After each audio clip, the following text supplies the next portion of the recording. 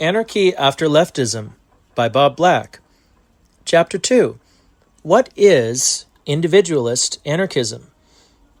Dean Bookchin posits an eternally recurring tension within anarchism between the individual and the social.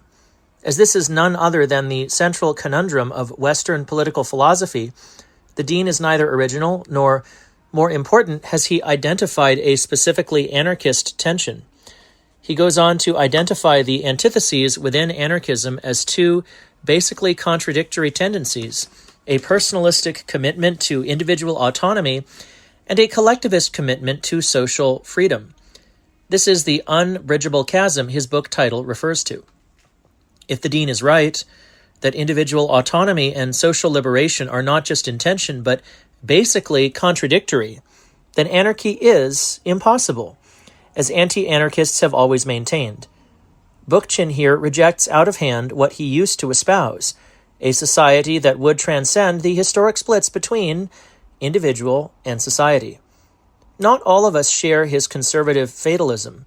We too have our apprehensions and our times of despair, but to surrender to them entirely, which I condemn nobody for doing, if he's honest about it, is to renounce any affiliation with anarchism.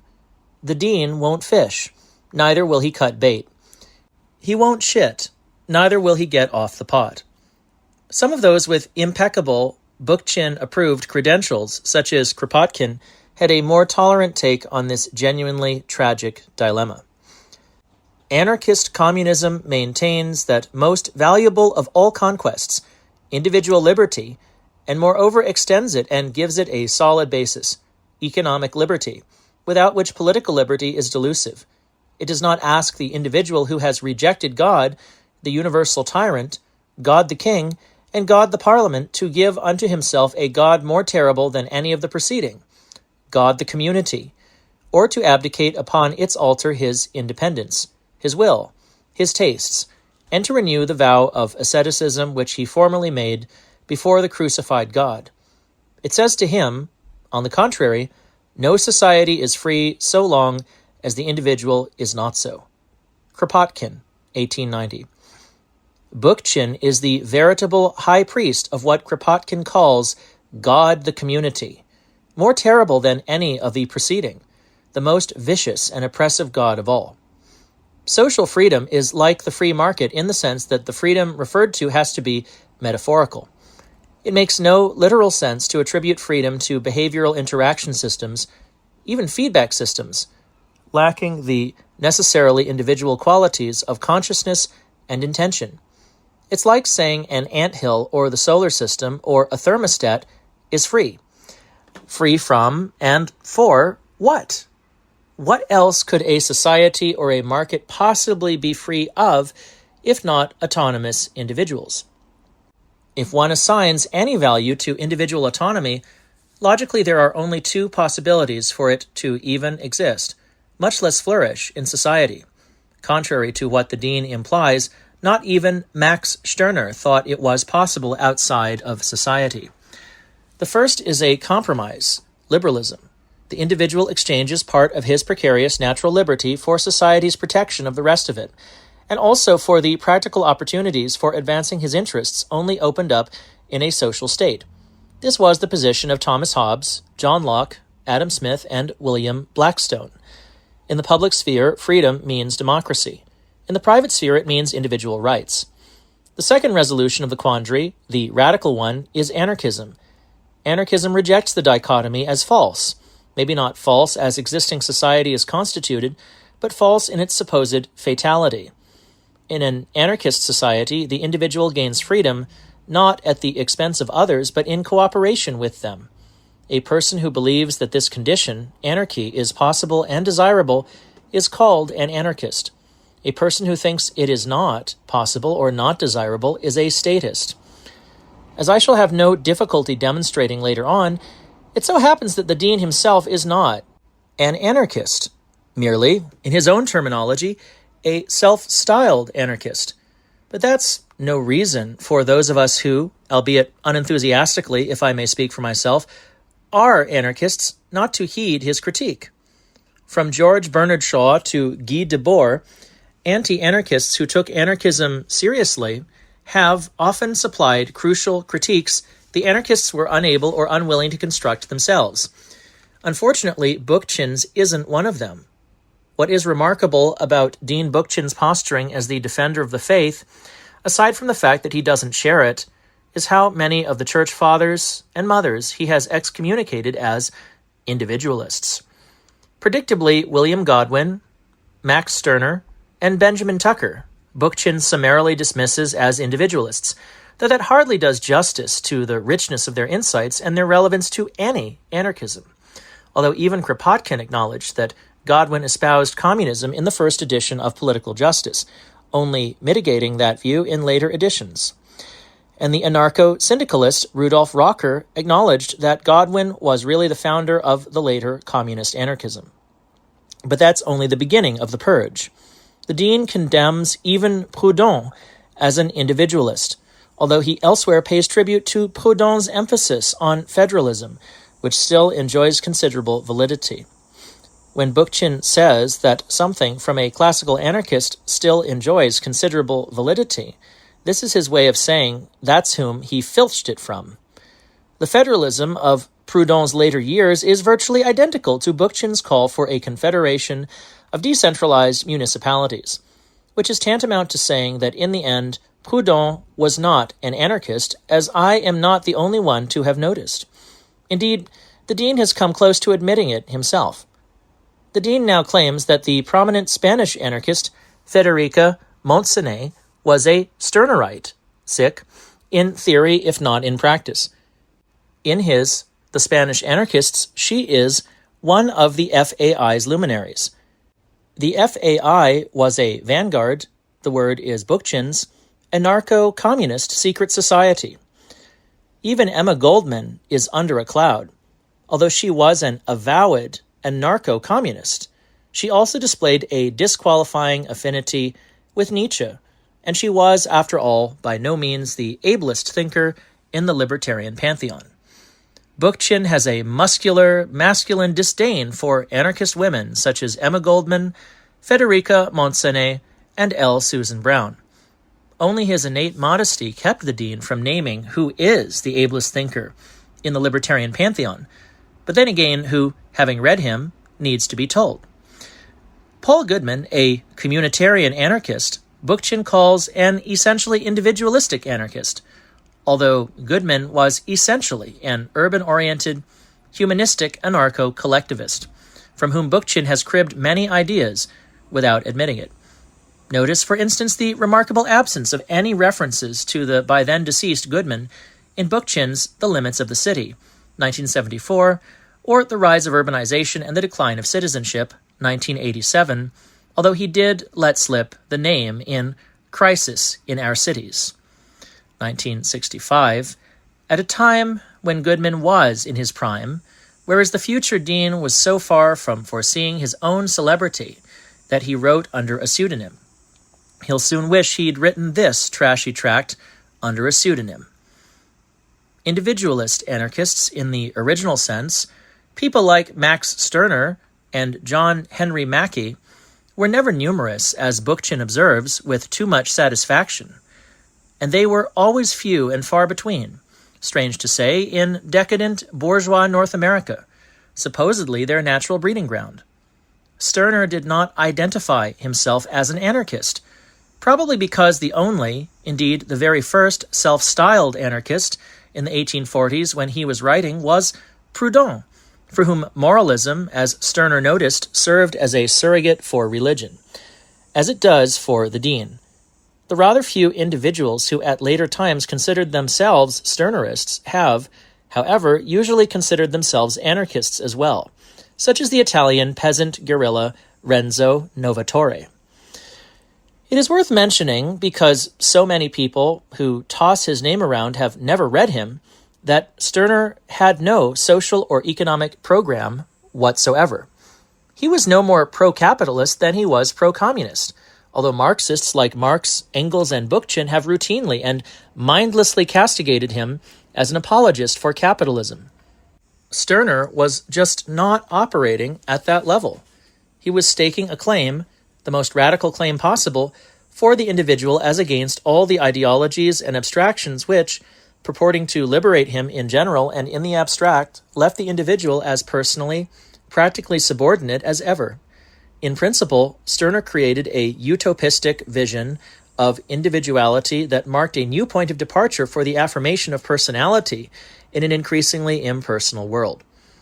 From Stirner's perspective, which on this point is also mine, ideologies like liberalism, humanism, Marxism, syndicalism, and Bookchinism have all too much in common.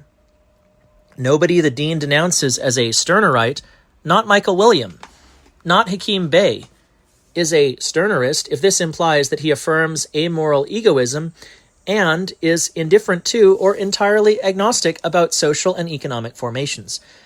Both obviously assume as axiomatic the need for a social matrix for individual efflorescence. What distinguishes them, in more than one sense, from the Dean is their appreciation of the epistemic break in bourgeois thought wrought by the likes of Stirner and Nietzsche. A sense of incompleteness haunts Western philosophy after Hegel's death and explains much of the work of Kierkegaard, Schopenhauer, Stirner, Nietzsche, the Surrealists, and the contemporary existentialists. For the Marxians, merely to dismiss this post-Hegelian development as bourgeois ideology is to dismiss the problem itself. You guessed it, Bookchin the Younger again, 1971. For Bookchin to dismiss this post-Hegelian development as bourgeois ideology is to dismiss the problem itself.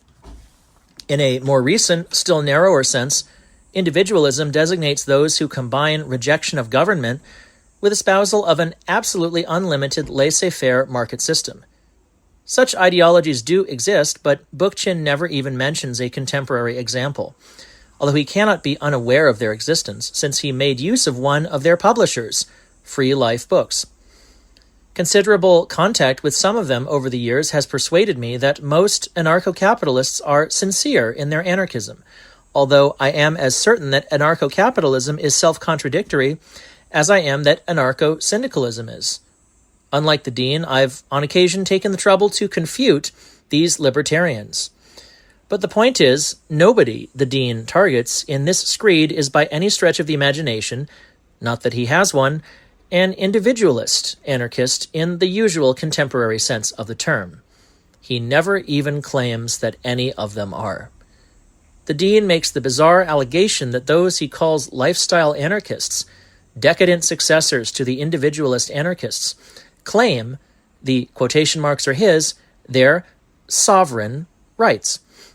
Their ideological pedigree is basically liberal, grounded in the myth of the fully autonomous individual whose claims to self-sovereignty are validated by axiomatic natural rights, intrinsic worth, or on a more sophisticated level, an intuited Kantian transcendental ego that is generative of all knowable reality. A digression on the, for lack of a better word, ethics of punctuation marks is in order here.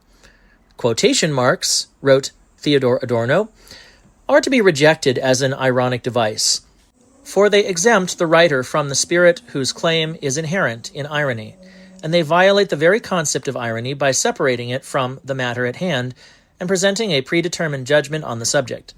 The abundant ironic quotation marks in Marx and Engels are the shadows that totalitarian methods cast in advance upon their writings, whose intention was the opposite, the seed from which eventually came what Karl Kraus called Moskauderwelsch, Moscow double talk, from Moscow, and Kauderwelsch, gibberish or double talk. The indifference to linguistic expression shown in the mechanical delegation of intention to a typographic cliché arouses the suspicion that the very dialectic that constitutes the theory's content has been brought to a standstill and the object assimilated to it from above without negotiation. Where there is something which needs to be said, indifference to literary form almost always indicates dogmatization of the content. The blind verdict of quotation marks is its graphic gesture. As a tenured academic, the Dean is presumably aware that in scholarly discourse, and surely his magisterial essay is such, quotation marks identify quotations Yet his 45 footnotes fail to reference any use of these expressions by anybody. That is because no such quotations exist. So-called lifestyle anarchists, meaning non-Bookchinists, don't usually think or write that way. They tend not to go in for rights talk because it is just an ideological, mystifying way of saying what they want, something better said honestly and directly. By this maladroit misrepresentation, the dean inadvertently exposes his original misunderstanding of the so-called individualist anarchists. Max Stirner was an amoral egoist, or individualist. Godwin and Proudhon were, if they were individualists at all, moralistic individualists preoccupied with what they called justice. Lysander Spooner was an example of a clearly moralistic, natural rights, individualist anarchist. But when the prominent individualist publisher Benjamin Tucker went over to Stirnerist egoism in the late 19th century, he split the American individualists. This, as much as the competition from collectivists credited by Bookchin, brought about the decline of the tendency. Although there were exceptions, the moralistic natural rights individualists, which were most of them, usually ended up as essentially advocates of pure free market capitalism. Those attracted to the amoralist, egoist, or, if you please, Stirnerist position necessarily shared with Stirner a wholesale rejection of moralism, that being what Stirner, and Nietzsche after him, absolutely exploded as a tenable point of view. But no more than Stirner did they exhibit any interest in laissez-faire, or any, economics. Capitalism, as Max Weber noticed, has its own moralism, often if not always expressed as the Protestant ethic. The egoists/amoralists and the free market natural rightsists parted over precisely this point.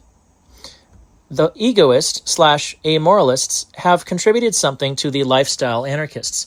The natural rightsists have not. For instance, take L. Susan Brown. Please. No, just kidding. Who's attempted, says the dean, to articulate and elaborate a basically individualist anarchism, yet retains some affiliations with anarcho-communism. In a footnote, he's more candid. Brown's hazy commitment to anarcho-communism seems to derive more from her own preference than from her analysis. In other words, maybe she means well, but she's just a ditzy dame like Emma Goldman. Just believing in anarcho-communism isn't good enough to acquit you of the charge of individualism. You have to emote a politically correct anti-individualist analysis, too.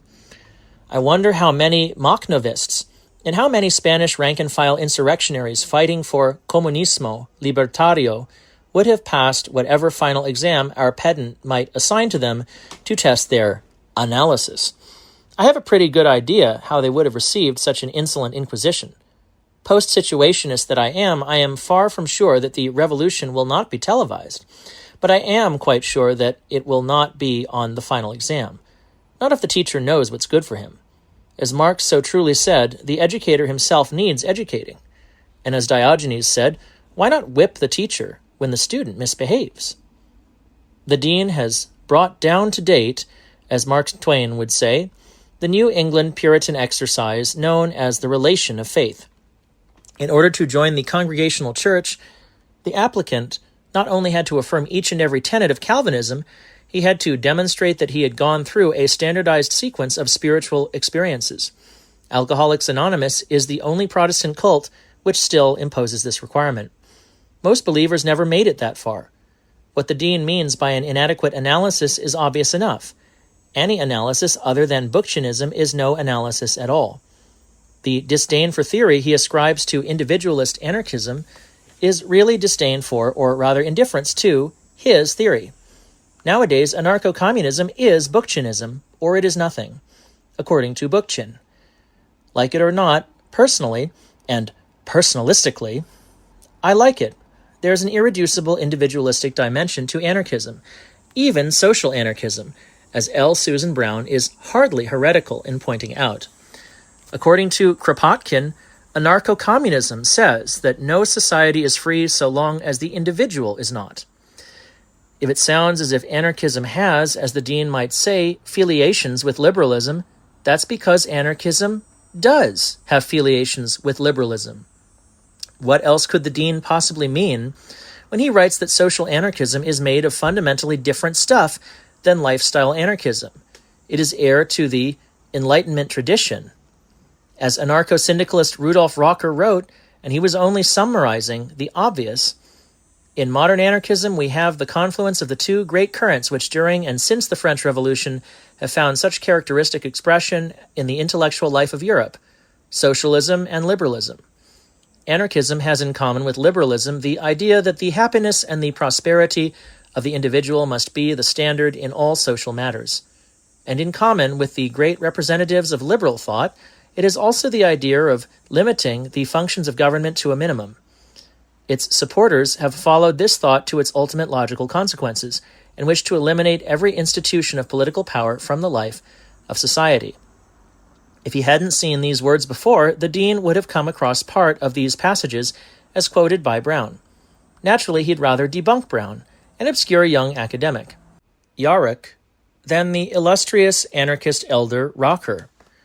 Bookchin's a playground bully who doesn't mind hitting a girl with glasses, but he'd be off his rocker to mess with Rudolph. Nobody chooses his ancestors.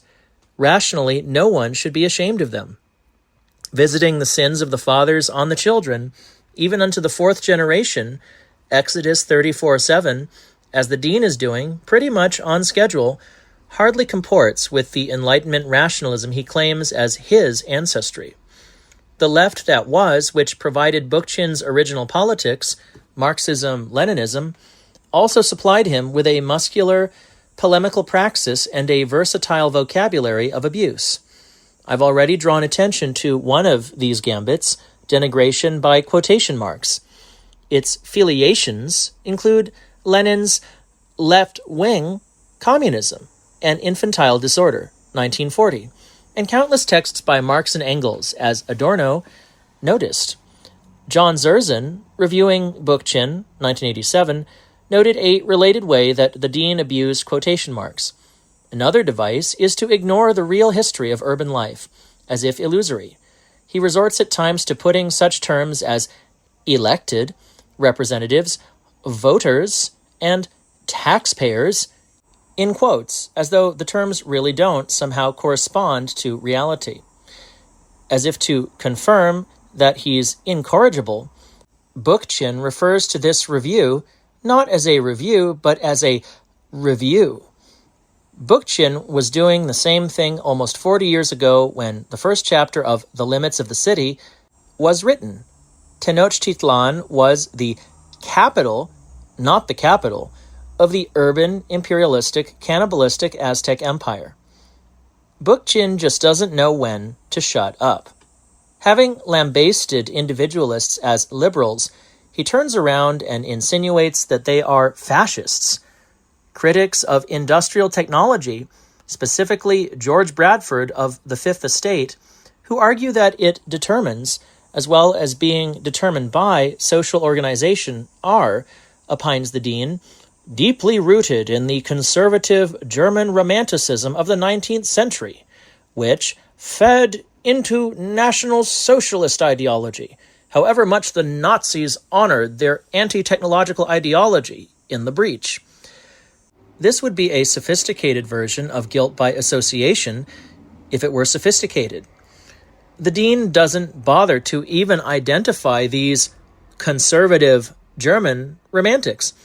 He hasn't read them, probably couldn't even name them, much less substantiate their unlikely influence on contemporary lifestyle anarchists. Retro-leftist that he is, Bookchin must suppose that bracketing the hate words conservative and German is a 1-2 punch nobody recovers from. One page later, he admits that there is no evidence that Bradford is familiar with Heidegger or Junger. The 20th century German intellectuals he j'accuses as carriers of 19th century conservative German romantic ideology. McCarthyism is the political strategy of guilt by association. If you know a communist, or if you know someone who is a communist, presumptively you are a communist, and you'll have to talk your way out of it, preferably by ratting somebody out.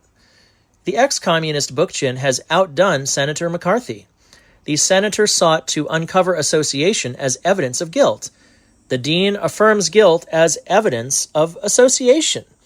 That's really all there is to his dirty little diatribe.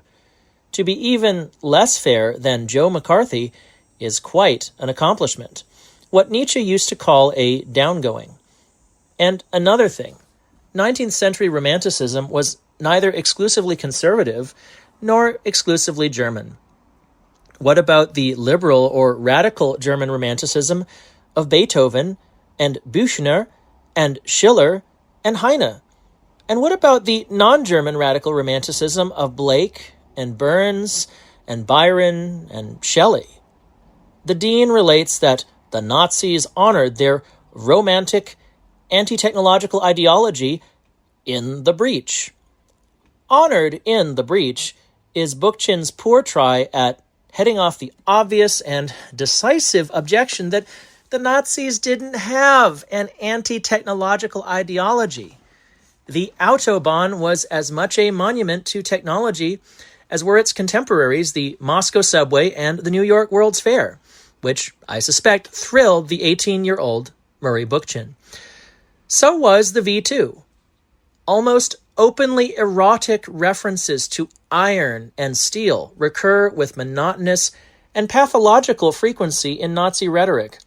As John Zerzan remarked in a book the dean claims to have read, behind the rhetoric of National Socialism, unfortunately, was only an acceleration of technique, even into the sphere of genocide as a problem of industrial production. For the Nazis and the gullible, it was again a question of how technology is understood ideally, not as it really is. In 1940, the general inspector for the German road system put it this way: concrete and stone are material things.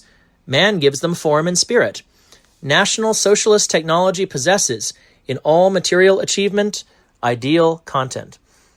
I'm not one of those who cries out in horror at the slightest whiff of anti-Semitism, but the dean sees fit to insinuate that even the promiscuously pluralistic Hakim Bey is ideologically akin to Hitler, and that the primitivist quest to recover authenticity has its roots in reactionary romanticism, most recently in the philosophy of Martin Heidegger, whose folkish spiritualism, latent in being and time, later emerged in his explicitly fascist works. So let's consider whether Bookchin-vetted classical anarchists are ideologically kosher. Proudhon was notoriously anti-Semitic, but since Bookchin dismisses him, however implausibly, as too much the individualist, let's set Proudhon aside. Bakunin, the Russian aristocrat who emphatically prioritized the social over the individual, had a notion what was wrong with his authoritarian rival, Karl Marx. Bakunin considered Marx, the German scholar in his threefold capacity as an Hegelian, a Jew, and a German, to be a hopeless statist. A Hegelian, a Jew, a sort of scholar, a Marxist, a hopeless city statist. Does this sound like anybody familiar? The dean approvingly quotes Lewis Mumford on the aesthetic excellence of the machine form, a phrase which might have been turned by Marinetti or Mussolini or anyone else on the ill-defined frontier between futurism and fascism. In War, the world's only hygiene, Marinetti elaborated on the Bookchin-Mumford aesthetic. We are developing and proclaiming a great new idea that runs through modern life, the idea of mechanical beauty. We therefore exalt love for the machine, the love we notice flaming on the cheeks of mechanics scorched and smeared with coal. Have you never seen a mechanic lovingly at work on the great powerful body of his locomotive? His is the minute, loving tenderness of a lover caressing his adored woman. The Germans conquered Europe with panzers and stukas, not by blood and soil hocus pocus. Nazi ideology is far too incoherent to be characterized as either pro or anti-technological. The dean, in bewailing our decadent, bourgeoisified era and our decadent personalism, is himself echoing Nazi and Stalinist rhetoric, as he surely remembers, and it's as empty as ever. The point is that the ideology didn't have to make sense to matter. It was vague and inconsistent so as to appeal to as many people as possible, who desperately needed something to believe in, something to free them from freedom, something to command their loyalty. It didn't have to be the same come-on for everyone. The Nazis, fishers of mention, understood that you need different bait to hook different fish. That's all. And finally, individualist anarchists are terrorists, or rather, anarchist terrorists are individualists. The inseparable association of anarchism with terrorism commenced for Americans with a specific event, the Haymarket tragedy in Chicago in 1886. As the police were breaking up a peaceable workers' rally, someone threw a bomb into their midst, killing or wounding several of them. 8 prominent anarchists involved in the Union movement, but indisputably innocent of the bombing, were convicted of murder, and 4 of them hanged. 1 committed suicide, on the basis of their anarchist agitation and beliefs. If there is one fact about the history of anarchism known to everyone who knows at least one fact about the history of anarchism, it is this. Thereafter, anarchism, in the public mind, was inseparably linked with terrorism and destruction. And the anarchism with which the link was forged was the collectivist anarchism of the Haymarket defendants. That they were, as individuals, innocent is irrelevant to the genesis of the mad bomber legend. Innocent in act, but not necessarily in intention.